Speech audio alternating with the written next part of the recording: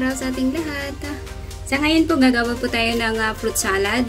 Ang kailangan po natin is yung yogurt. Yogurt ang kailangan ko.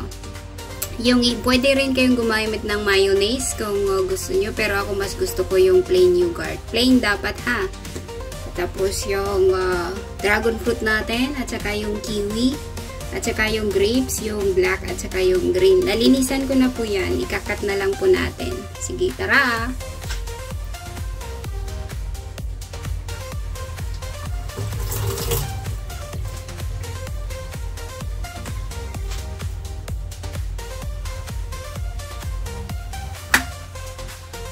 Ayan. Una natin kakat yung grapes. Hati lang.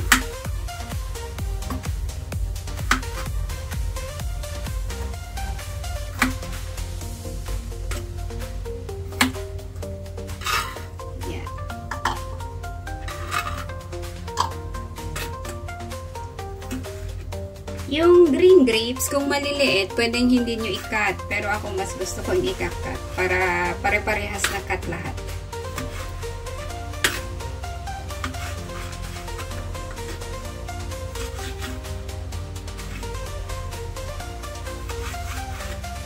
Iba-iba tayo ng style eh. Yung iba, hindi na nila kinakat. Ganito na lang.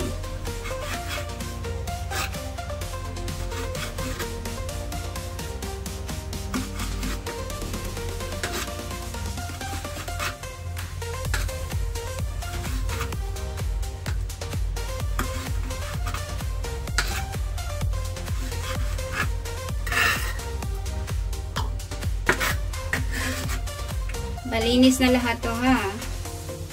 Ayan, tapos sunod natin yung kiwi.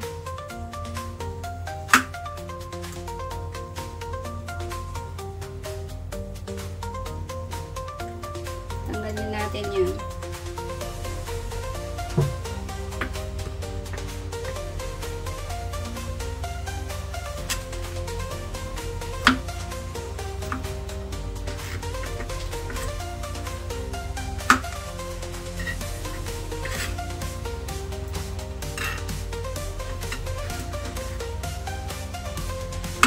Sa style ng pagkakat ng prutas, depende sa inyo.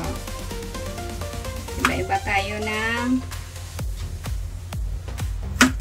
style. Kumbaga, yung pagkakat kasi ng prutas, parang art lang din yan.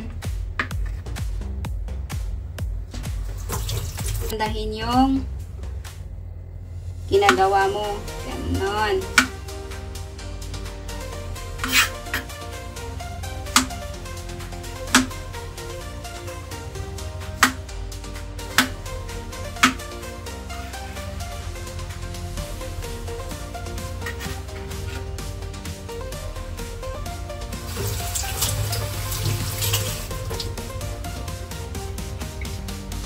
Ayan. Ito na po yung nakat natin. Ayan.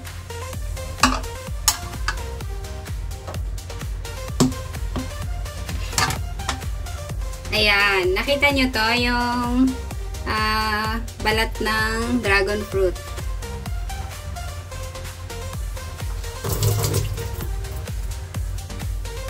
Ayan. Sa yogurt natin, depende sa inyo kung gaano karami. Pero sa akin, 1 scoop lang is okay na.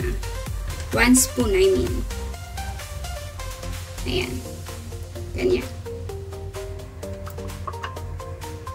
Ayan. Tapos, mix mo lang siya.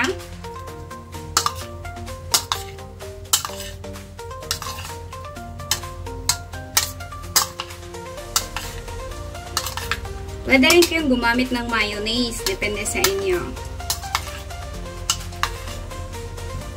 Pwede rin hindi. Pwede rin plain na ganito.